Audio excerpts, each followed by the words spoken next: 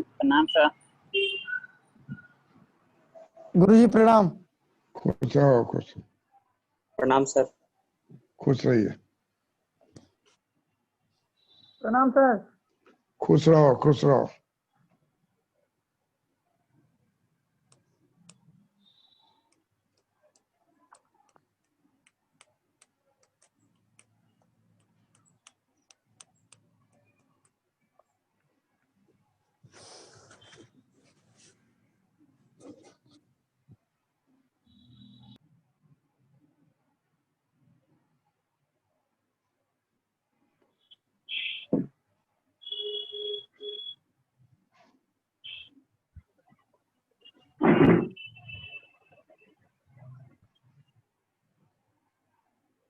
खुश रहिए सुनीता।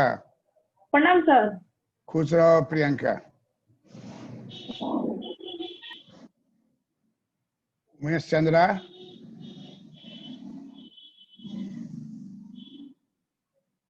जी सर। वीडियो ओपन कीजिए। हरित,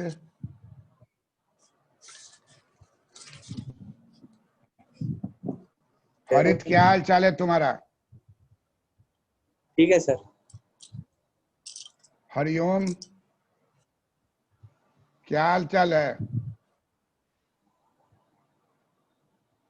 आवाज नहीं आ रही तुम्हारा। जी सर बढ़िया है सर।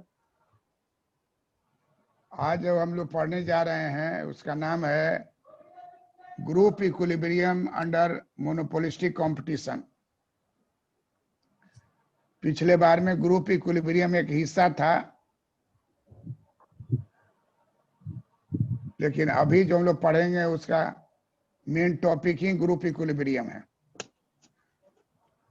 अमितेश करण, यस सर। हम लोग जो अभी पढ़ने जा रहे हैं इसका नाम है प्रणाम ग्रुप सर। कुछ group equilibrium under monopolistic competition.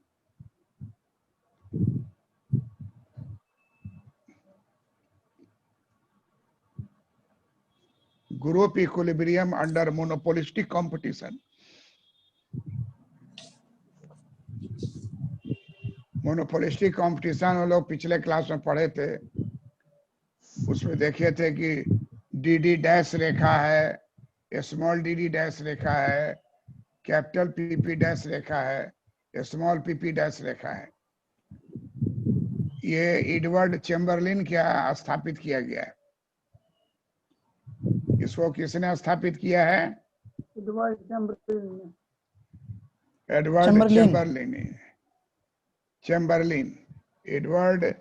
Edward Hasting Chamberlin American अर्थशास्त्री हैं। इसके बाद जो है श्रीमती जॉन रॉबिन्सन, जो ब्रिटिश इकोनॉमिस्ट हैं,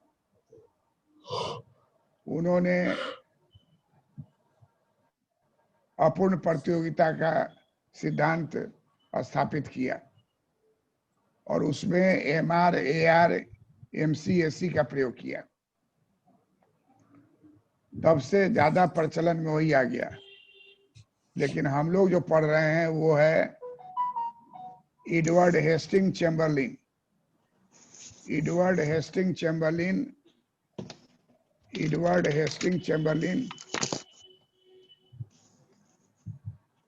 म्यूट करो सब आदमी म्यूट कीजिए, आवाज हो रहा है। अमितेश करण म्यूट करो। तो एडवर्ड हेस्टिंग चैम्बरलिन जो है वो नए तरीके से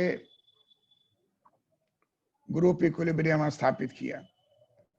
पूर्ण प्रतियोगिता के बाजार में इंडस्ट्री शब्द का प्रयोग होता है।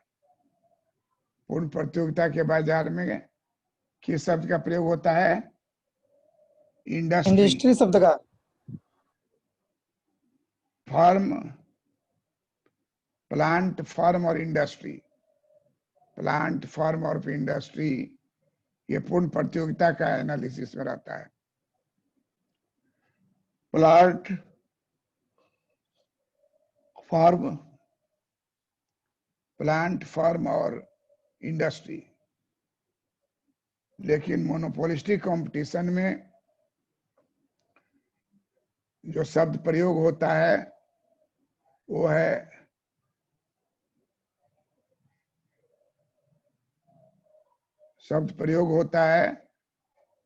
उसका नाम है इंडिविजुअल फर्म। खुश रहो अनित कुमार। जी सर, प्रणाम सर। हाँ, खुश रहो। तो कहता है अमितेश करण, हाथ हटाओ ना, मोबाइल पर से हाथ हटाओ।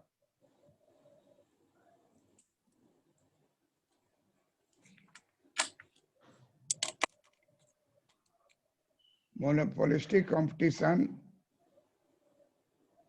अनित म्यूट कर लो। मोनोपोलिस्टिक कंपटीशन के बाजार में इंडिविजुअल फर्म नाम आया और ग्रुप इक्विलिब्रियम आया। इसके पहले किसी ने भी समूह का बात नहीं किया था। एडवर्ड हेस्टिंग चैम्बरलिन ने कहा कि कुछ फर्मों को मिलाएंगे तो ओलिगोपोली होगा, स्मॉल ग्रुप होगा, और ज्यादा फर्म हो जाएगा तो उसका नाम हो जाएगा मोनोपोलिस्टिक कंपटीशन। मोनोपोलिस्टिक कंपटीशन में हम लोग पढ़ चुके हैं कि कोलगेट, पाल्मोलिव, दंत कांति, इस तरह का सब्स्टिट्यूट गुड्स रहता है और सबको पेटेंट का अधिकार दिए रहता है। पेटेंट का अधिकार लेने पर वो मोनोपोली का रूप धारण कर लेता है, लेकिन वो सही माने में मोनोपोली नहीं है, क्योंकि उसका सब्स्टिट्यूट गुड बाजार में उपलब्ध है। और सब्स्टिट्यूट गुड्स बाजार में उपलब्ध रहने के कारण कोलगेट डरता है पेप्सोडेंट से, पेप्सोडेंट डरता है दंत कांति से, सब एक दूसरे से डरता है, सब एक दूसरे से प्रतियोगिता करता है और सबका अपना अपना पेटेंट है। कहा कि इस तरह के बाजार का नाम हो जाएगा मोनोपोलिस्टिक कंपटीशन। हम लोग अभी जो बात करेंगे वो फर्म इक्विलिब्रियम कैसे प्राप्त होता है, उसी पर हम लोग अभी ध्यान देंगे। अब हम लोग बोर्ड पर चलते हैं।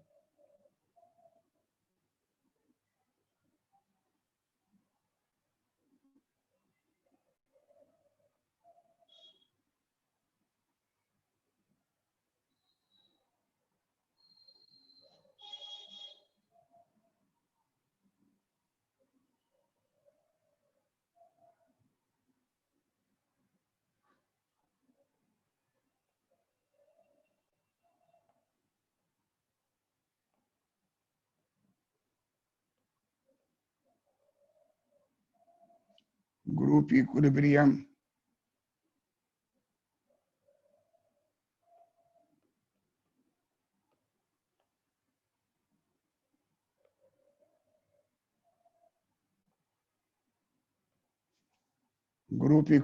Under monopolistic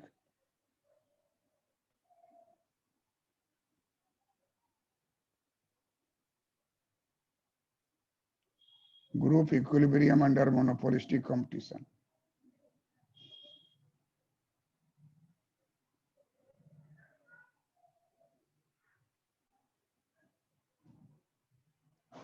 Group equilibrium under monopolistic competition.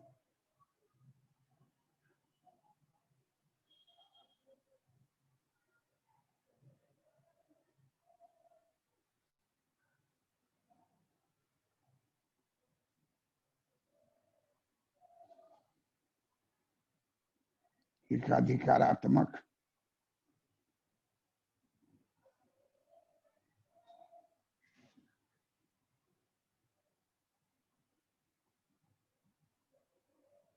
प्रतियोगिता में, एकाधिकारात्मक प्रतियोगिता में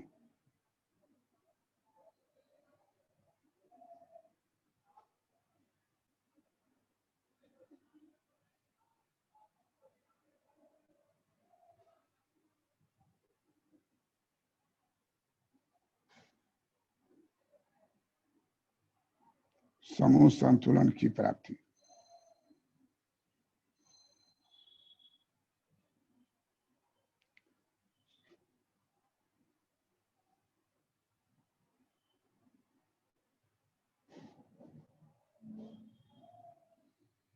एकाधिकारात्मक प्रतियोगिता में समूह संतुलन की प्राप्ति।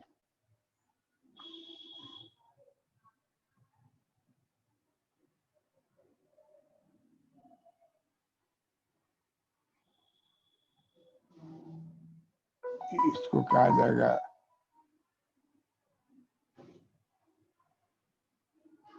व्यक्तिगत फर्म, इसको बोला जाएगा समूह।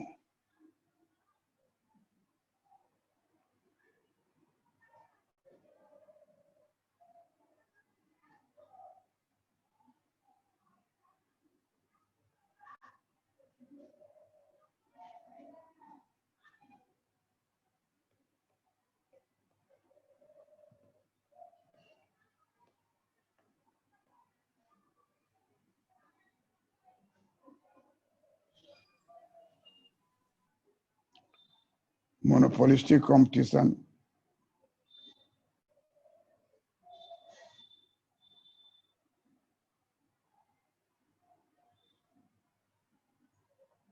व्यक्तिगत फर्म और समूह,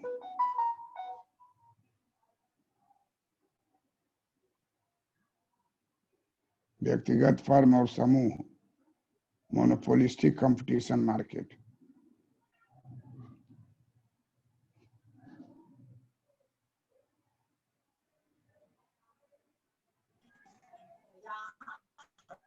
सर हाँ प्रणाम सर। हाँ, म्यूट करो, म्यूट करो, म्यूट करो। आकाश, आकाश हो, अभी आकाश आए हो। Yes sir, yes sir.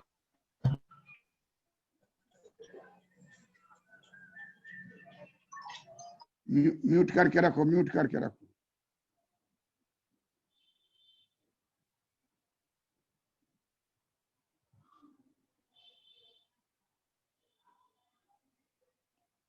No exit,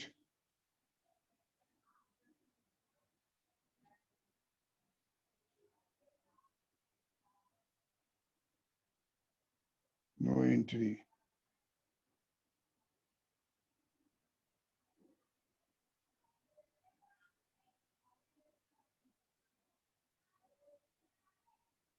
समूह संतुलन जो है मोनोपोलिस्टिक कंपटीशन मार्केट में तब होता है जब फर्म का नो एंट्री हो,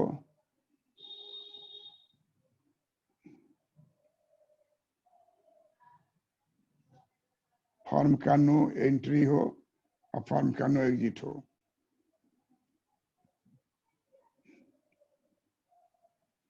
समूह में कोई फर्म नहीं आवे,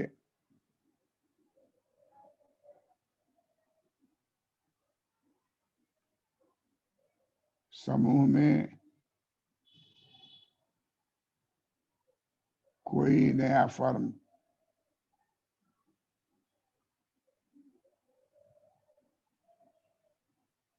प्रवेश नहीं करे।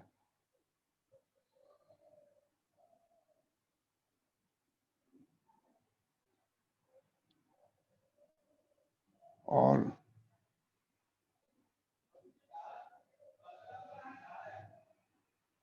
समूह से बाहर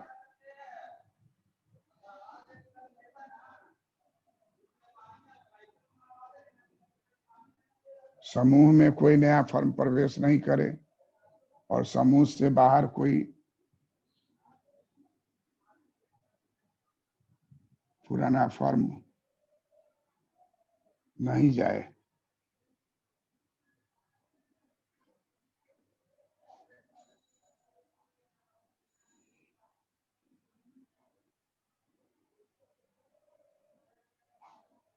इसी स्थिति को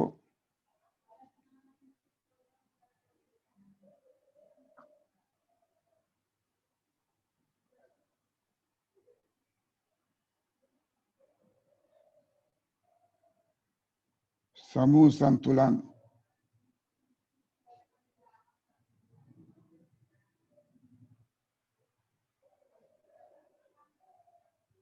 एकाधिकारात्मक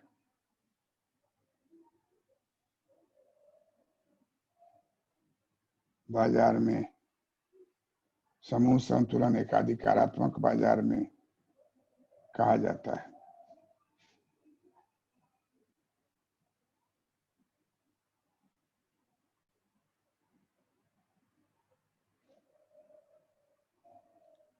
समूह में कोई नया फर्म प्रवेश नहीं करे और समूह से बाहर कोई पुराना फर्म नहीं जाए।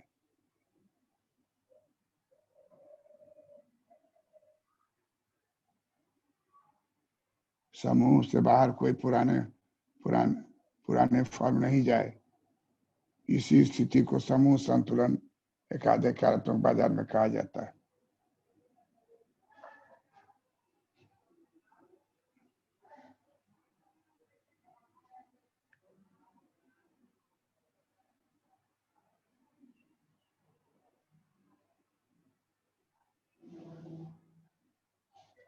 समूह संतुलन की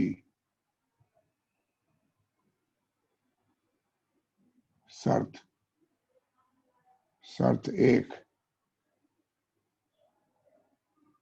DD डैश रेखा कैपिटल PP डैश रेखा को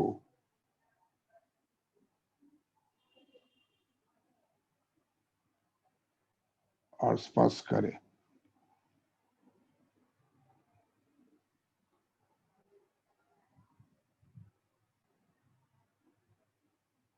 शर्त दो,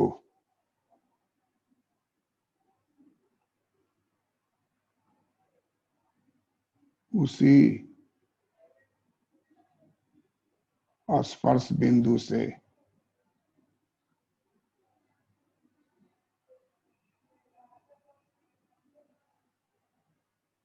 कैपिटल DD डैश रेखा उसी स्पर्श बिंदु से कैपिटल D डैश रेखा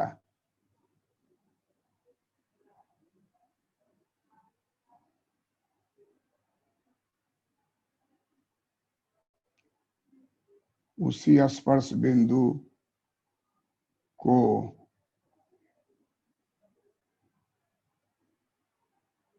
ऊपर से कैपिटल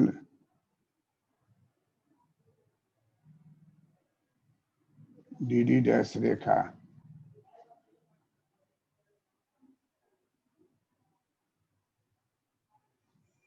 काटती है।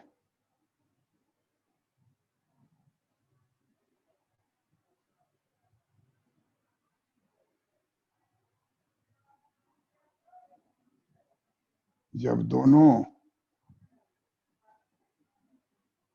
शर्तें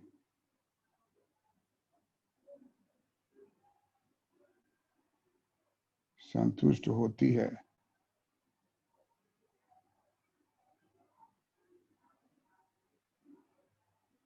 जब दोनों शर्तें संतुष्ट होती हैं तब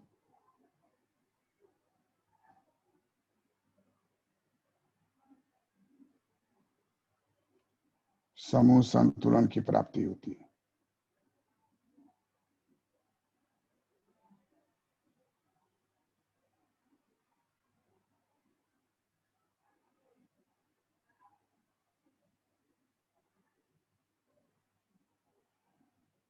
राजू, यस सर।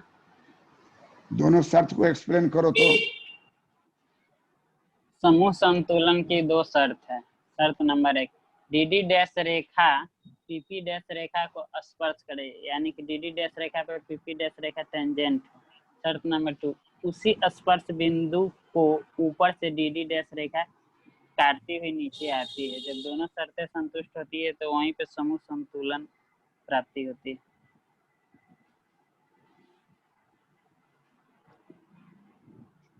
इसको क्या कहते हैं?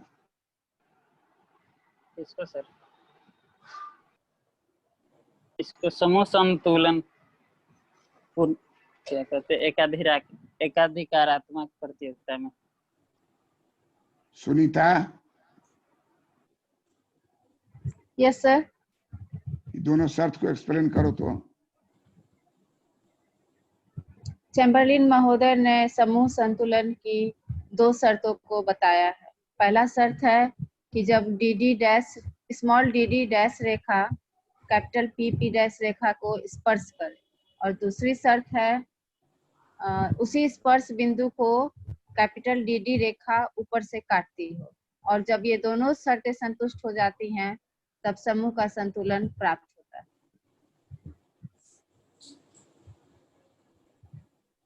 शर्त 1 और 2 को फिर से बोलो तो। चैम्बरलिन के अनुसार पहली शर्त है कि स्मॉल dd डैश रेखा पीपी रेखा को स्पर्श करे। दूसरी शर्त है उसी स्पर्श बिंदु को ऊपर से कैपिटल dd डैश रेखा काटती हो, और जब ये दोनों शर्तें संतुष्ट होंगी तब समूह का संतुलन प्राप्त होगा। करेक्ट। और कौन है? हरिओम, जी सर। तुम एक्सप्लेन करो तो, दोनों शर्त को बोलो तो। चैम्बरलिन महोदय के अनुसार समूह संतुलन की शर्त है स्मॉल dd डैश रेखा pp डैश रेखा को स्पर्श करेगी। उसी स्पर्श बिंदु को ऊपर से कैपिटल dd डैश रेखा काटती है। जब दोनों शर्तें संतुष्ट होती है तब समूह संतुलन की प्राप्ति होती है। करेक्ट। प्रियंका, जी सर। दोनों शर्त को बोलो तो। एडवर्ड हेस्टिंग चैम्बरलिन के अनुसार समूह संतुलन की शर्त 2 है। शर्त 1, समूह संतुलन की शर्त dd dash small dd dash रेखा pp डैश रेखा को स्पर्श करती है, टेंजेंट बनाती है।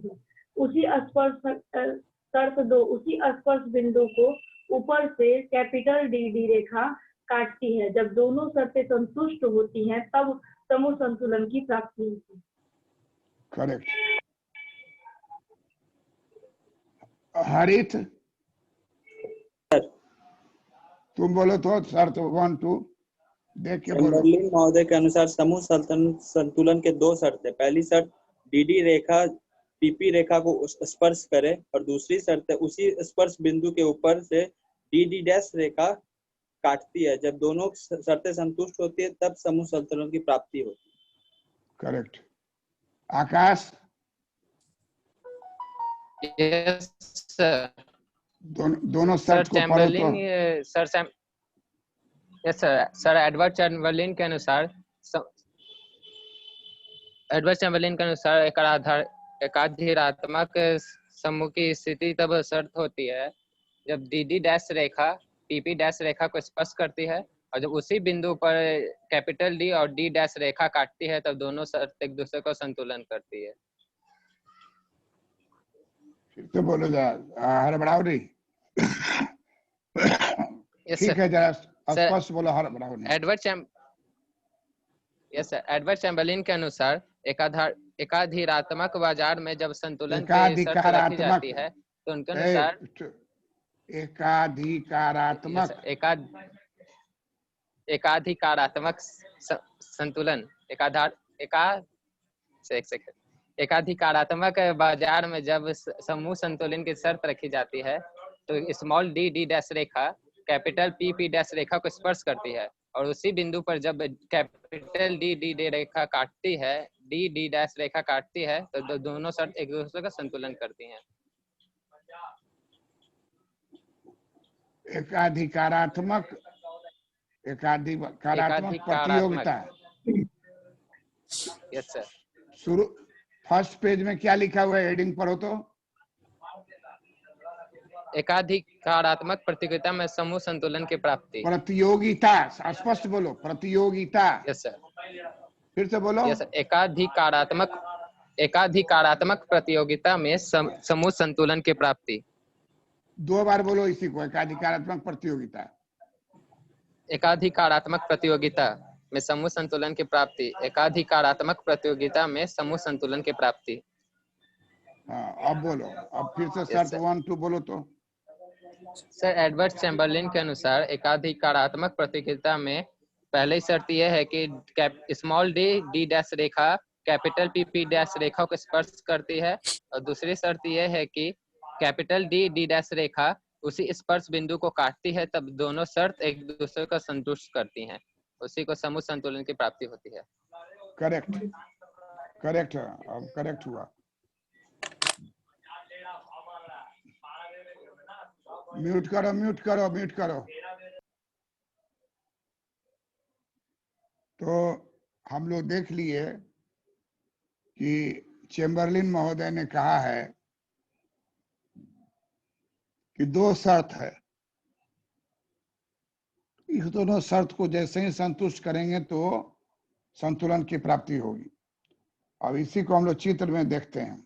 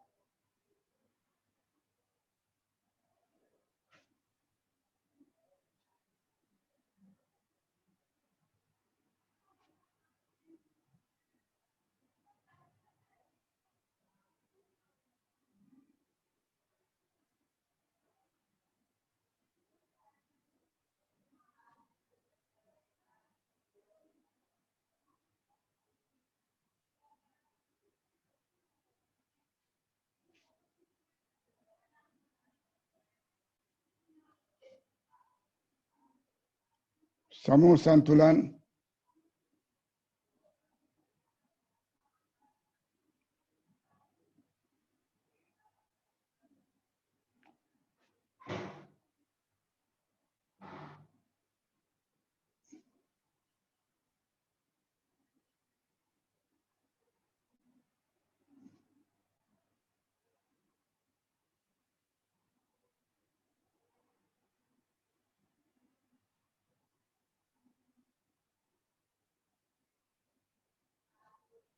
समूह संतुलन में P जो है PP डैश वो डॉटेड रेखा होगा,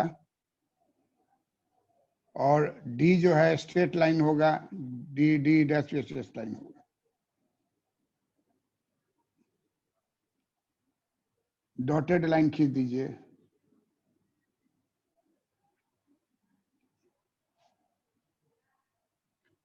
अब ये जो घर होता है, ये घर TR is equal to TC होगा।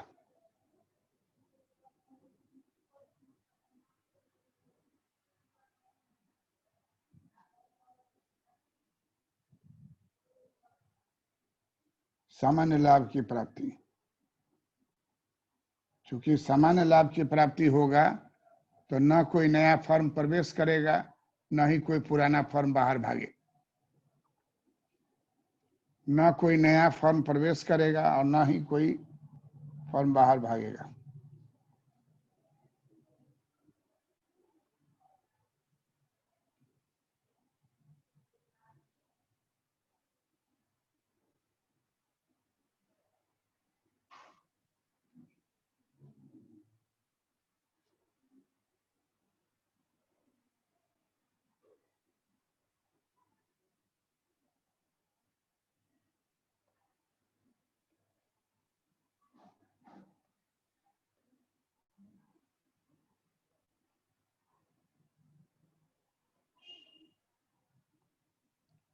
group equilibrium under monopolistic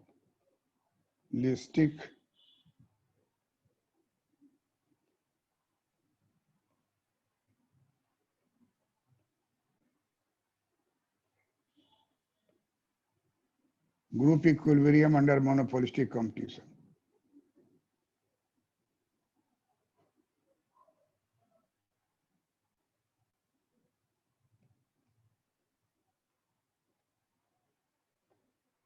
output हो गया और ये हो गया आपको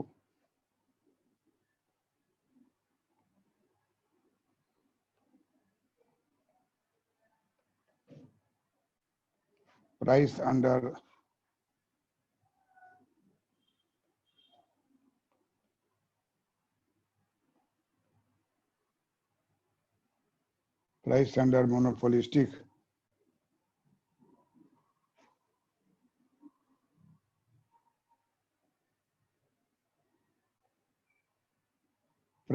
monopolistic competition.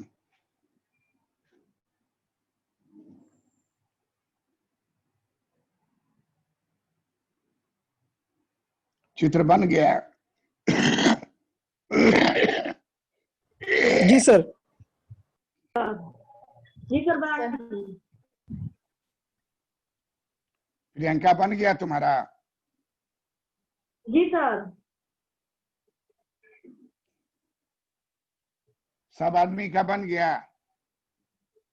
यस सर जी सर। Yes sir.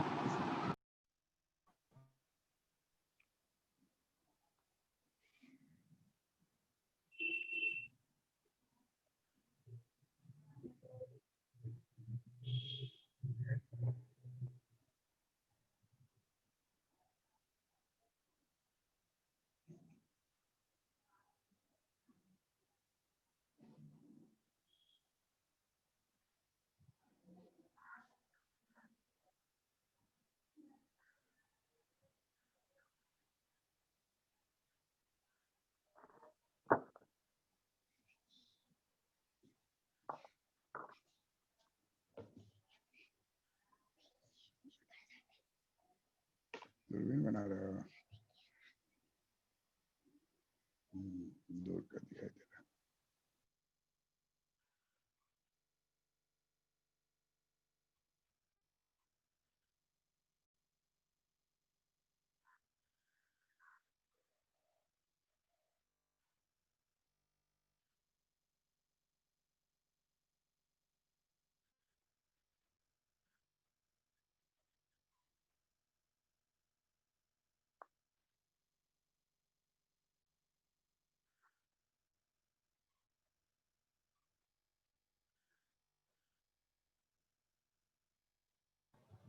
सर जी आपका म्यूट है। तो तो अब यहाँ जो आप पी हाँ, कंटिन्यूअस लाइन ही होगा कि डॉटेड लाइन होगा?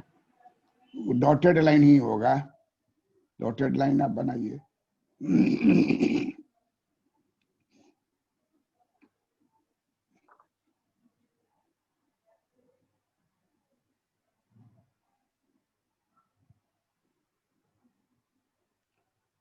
डॉटेड लाइन बनाना है।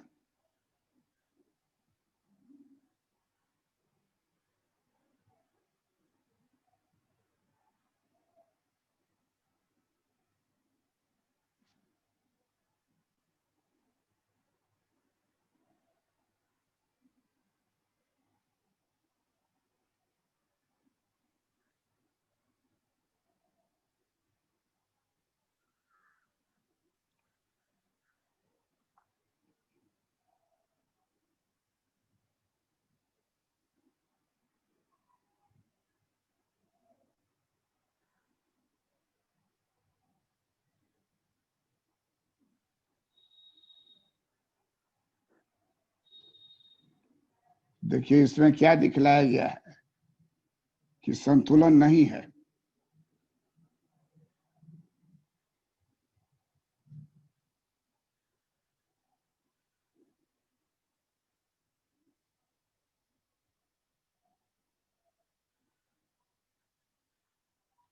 Not group equilibrium.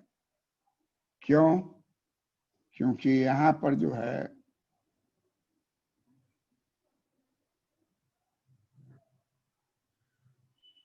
टेंजेंट है और यहाँ पर भी टेंजेंट है।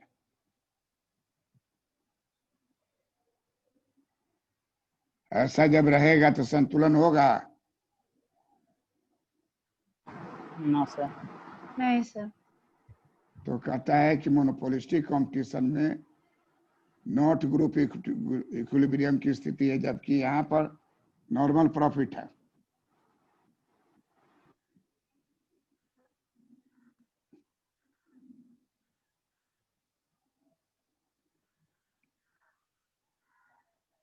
यहाँ नॉर्मल प्रॉफिट है, लेकिन शर्त संतुष्ट नहीं हो रहा है। नॉर्मल प्रॉफिट है, कैपिटल डी डी डैश जो है किससे टेंजेंट हो गया हुआ है? PP dash. पीपी डैश से। पीपी डैश से टेंजेंट हो गया है। तो टेंजेंट हो गया तो बराबर हो गया, बराबर हो गया तो टी आर बराबर टी सी हो गया। ई घर जो है, ई घर हो गया टी आर बराबर टी सी। नॉर्मल प्रॉफिट है लेकिन संतुलन नहीं है। यस सर, इसमें तो कंडीशन है सर ऊपर से काटे, लेकिन इसमें तो काट नहीं रहा है, टेंजेंट हो जा रहा है। उसमें सर तीनों, उसमें सर तीनों एक दूसरे को संतुलन मतलब काटते हैं। तीनों काटती नहीं है, यहाँ तो टेंजेंट है ना, ये भी टेंजेंट भी टेंजेंट है, संतुलन नहीं जी है। सर, एक है जी। ठीक है, कहा कि जी। ऐसा जब रहेगा तो संतुलन नहीं होगा।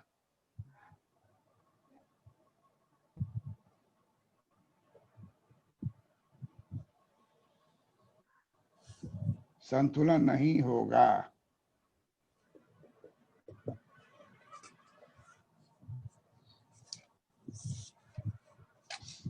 शर्त एक जो है पूरा हो रहा है।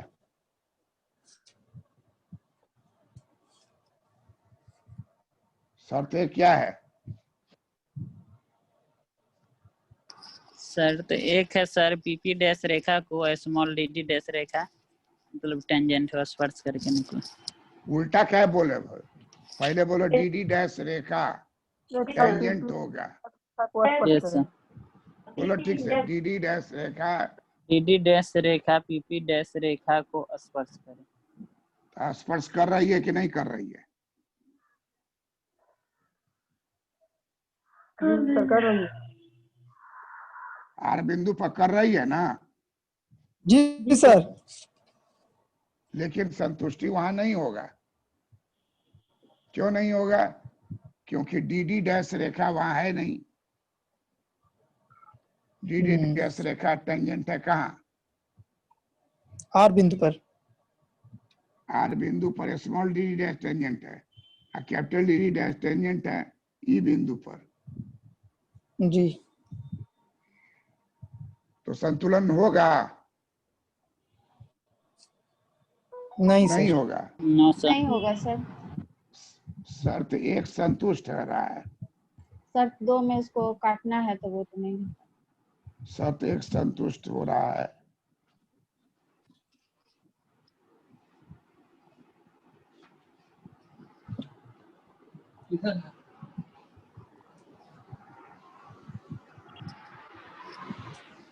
म्यूट करो, म्यूट करो। शर्त 2 संतुष्ट नहीं हो रहा है।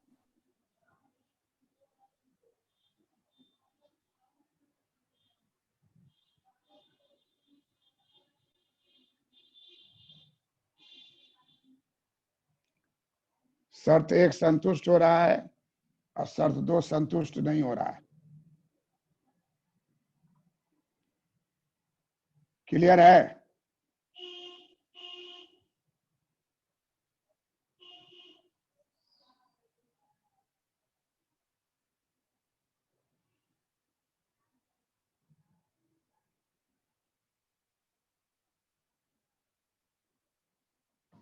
चित्र क्लियर हुआ ना? संतुष्ट नहीं होगा, यस सर। इक्विलिब्रियम नहीं होगा, क्योंकि एगो शर्त पूरा हो रहा है, डी डैश रेखा टेंजेंट है पीपी डैश रेखा से आर बिंदु पर, लेकिन कैपिटल डी डी डैश रेखा आर बिंदु पर टेंजेंट नहीं है।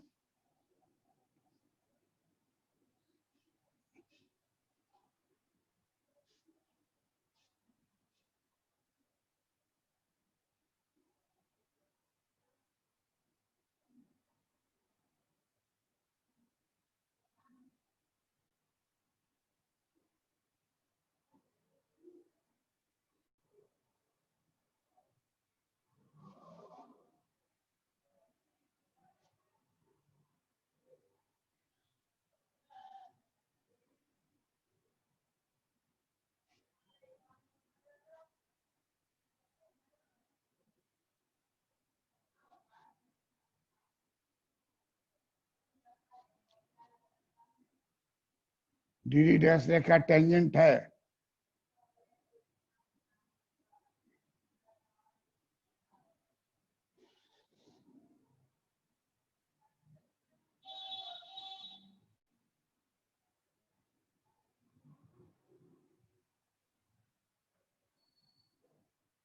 कहता है कि मोनोपोलिस्टिक कंपटीशन में यह जब स्थिति रहेगी तो दीर्घकाल में मांग क्या होगा?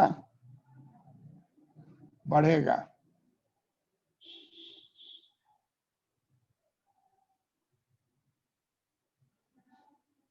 दीर्घकाल में मांग बढ़ के डीएन हो जाएगा।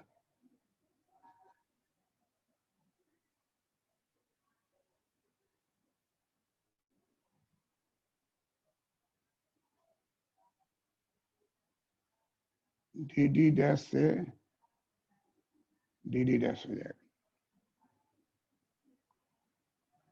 और अब यहां पर ग्रुप इक्विलिब्रियम हो जाएगा।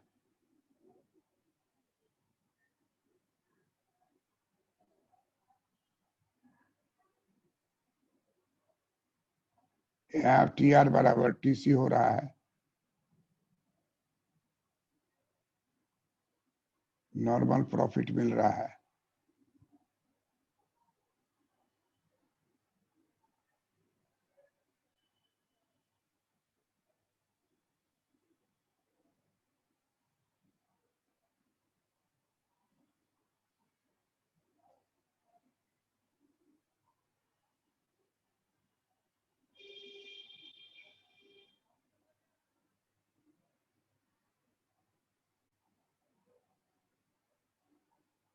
सुनीता,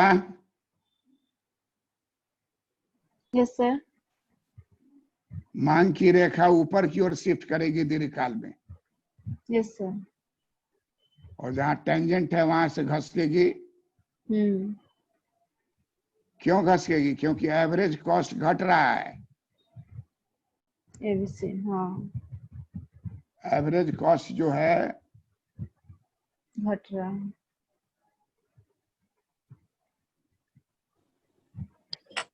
पीपी डैश घट रहा है। तो जब कॉस्ट घटेगा तो उत्पादन में विस्तार होगा कि कमी होगी? विस्तार। तो इसलिए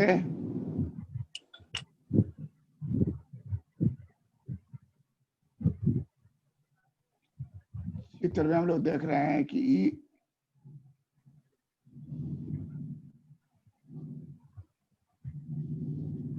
ई बिंदु के बाद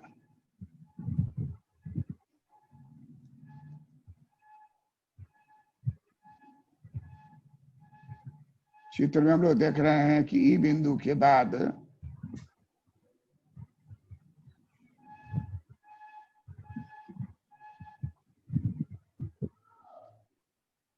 प्रति इकाई लागत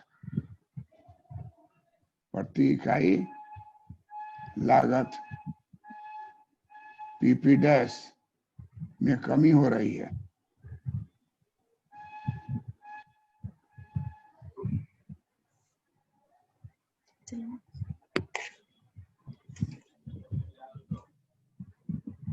ई बिंदु के बाद प्रति इकाई लागत पीपी डैश में कमी हो रही है। तो मांग की रेखा ऊपर की ओर बढ़ेगी। लागत कम हो रही है तो उत्पादन का विस्तार होगा, और उत्पादन का विस्तार होता जाएगा तब तक होता रहेगा जब तक कि आर पॉइंट की प्राप्ति न हो जाए।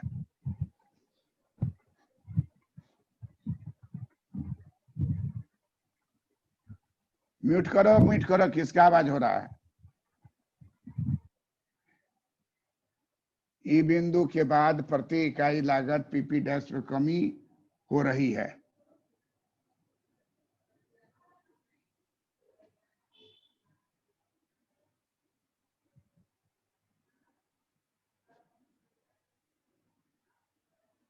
मांग रेखा में वृद्धि होगी।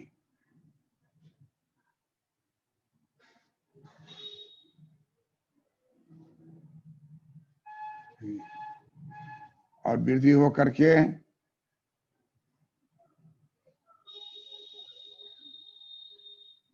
आर बिंदु पर आ जाएगी।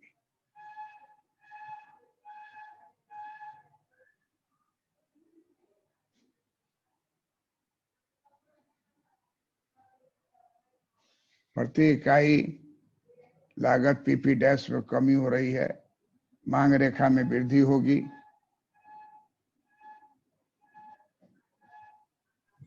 मांग रेखा में वृद्धि होगी इसलिए कि औसत लागत कम हो रहा है धीरे धीरे। और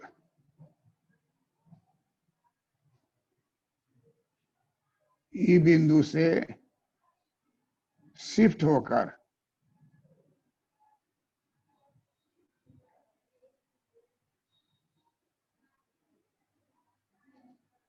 आर बिंदु पर आ जाएगी। आर बिंदु पर समूह संतुलन हो जाएगा।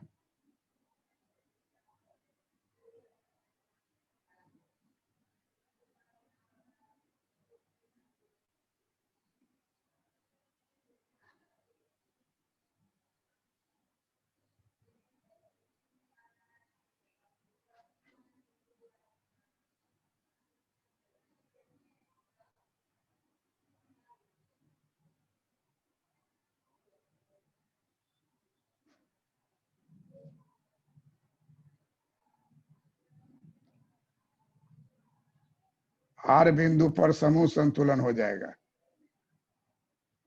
पहले चित्र जो था जिसमें एगो सिंगल था, डीडी ई बिंदु पर सट रहा था तो संतुलन नहीं हुआ, और जैसे उस पर असर पड़ा बाजार की स्थिति का कि लागत घटेगा अगर उत्पादन बढ़ाएंगे तो पूरे समूह में उत्पादन बढ़ाने का होड़ चल जाएगा। और डीडी डैश रेखा 1 2 3 4 5 6 7 जगह खींचा जाए, बीच में पहुंच जाएगी लास्ट में, जहाँ की आर बिंदु पर ऊपर से काटेगी।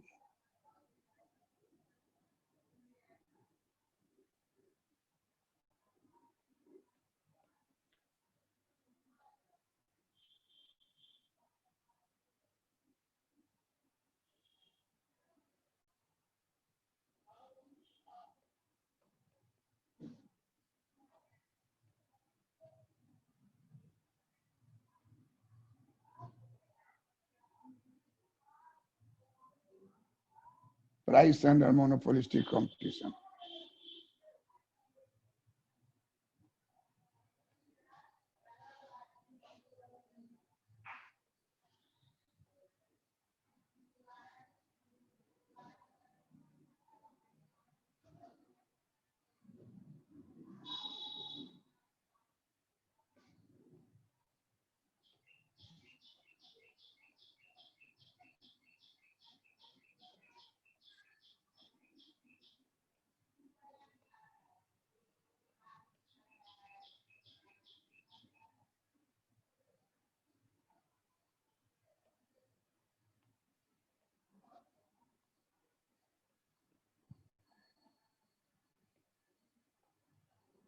output under monopolistic competition.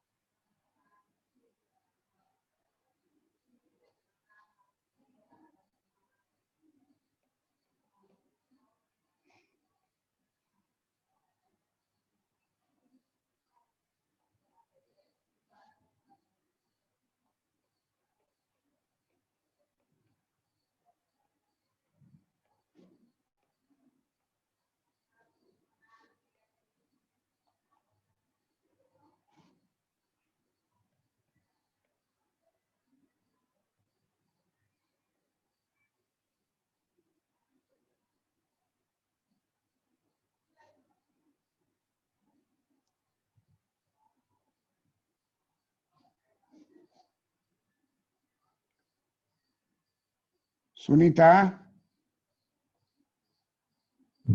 जी सर।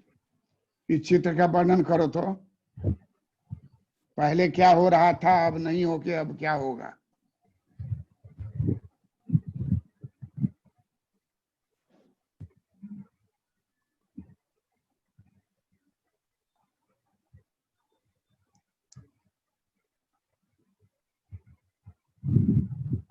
सर कैसे इसका शुरू करें सर? आरंभ में ई बिंदु पर जी जी, रेखा स्पर्श कर रही है। जैसा कि चित्र में नॉर्मल प्रॉफिट है लेकिन संतुलन नहीं होगा। जी, जैसा कि चित्र में स्पष्ट है कि ई बिंदु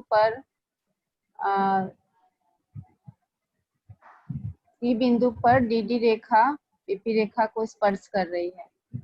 नॉर्मल प्रॉफिट मिल रहा है, जहाँ पे ओपी मूल्य पे नॉर्मल प्रॉफिट की प्राप्ति हो रही है।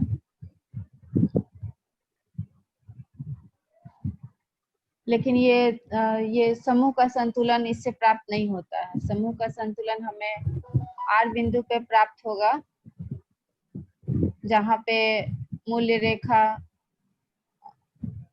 जहाँ पे मांग में वृद्धि होने के कारण मूल्य रेखा ऊपर की ओर खिसकेगी और अंत में वह आर बिंदु को जब क्रॉस करेगी, वहाँ पे समूह का संतुलन स्थापित हो जाएगा। और इसलिए मांग में वृद्धि होगी, उत्पादन में वृद्धि होगी, क्योंकि औसत लागत प्रति इकाई औसत लागत धीरे धीरे कम हो रही है ऊपर की ओर जब जाते हैं। धीरे धीरे कम हो रही है। ई से आर के बीच में लागत घट रही है जी। इक्विलिब्रियम होने के लिए उत्पादन में वृद्धि करेगा और ई से शिफ्ट कर जाएगा कहाँ? आर पर। आर बिंदु पे शिफ्ट कर जाएगा। मांग की रेखा शिफ्ट करेगी और अल्टीमेटली आर बिंदु पर पहुंच जाएगी और वहां पे समूह का संतुलन स्थापित हो जाएगा।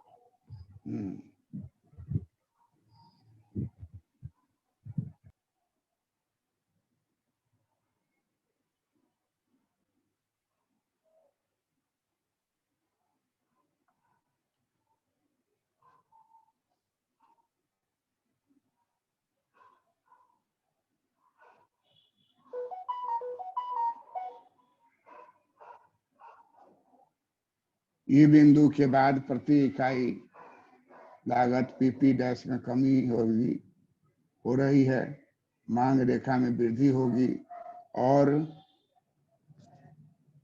ई बिंदु और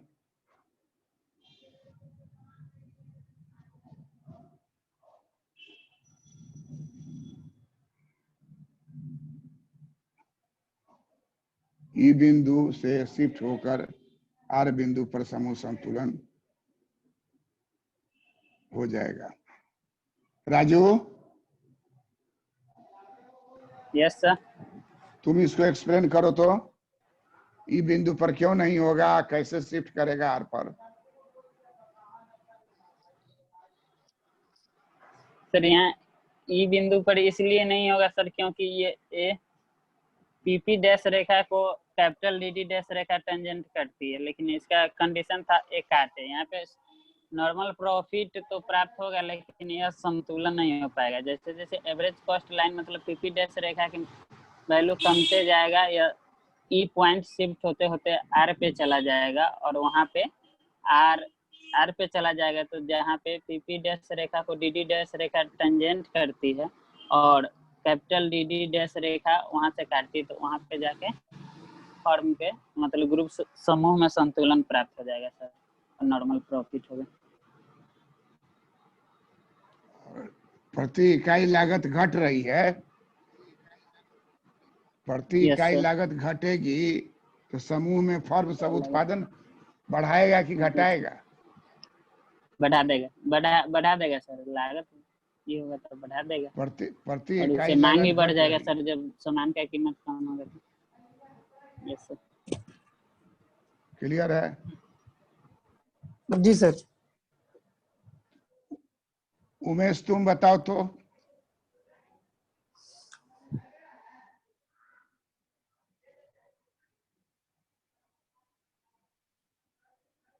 ई बिंदु पर संतुलन इसलिए नहीं होगा, इसलिए सर, इसलिए कि पी मतलब लागत घटती है। जब लागत घटेगी सर तो वो विक्रेता उत्पादन बढ़ाएगा, मांग बढ़ जाएगी, और ई से बढ़ते बढ़ते मांग आर बिंदु पर आएगी जहां तीनों एक दूसरे को स्पर्श कर रहे हैं। इसलिए उपभोक्ता यहाँ पर संतुलन मतलब विक्रेता यहाँ पर संतुलन पर होगा।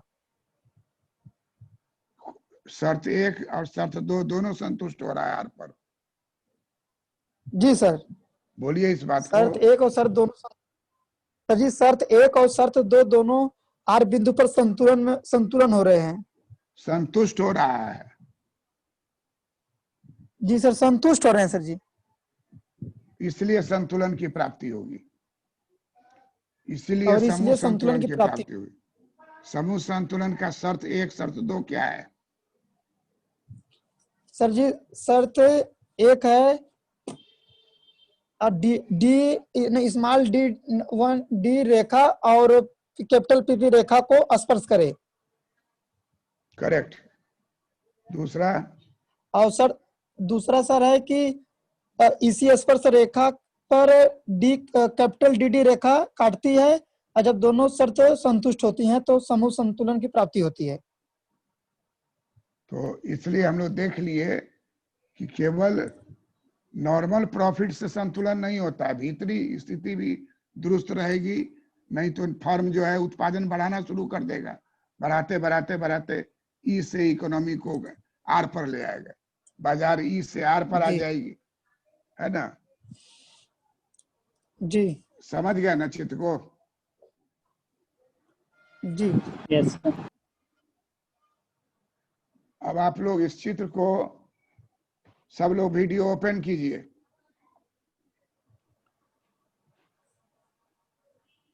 सब आदमी इस चित्र को 2 बार बनाना है, 1 बार नहीं 2 बार। 2 बार बना के व्हाट्सएप पर हमको भेजिए। 2 बार बनाना है। प्रियंका,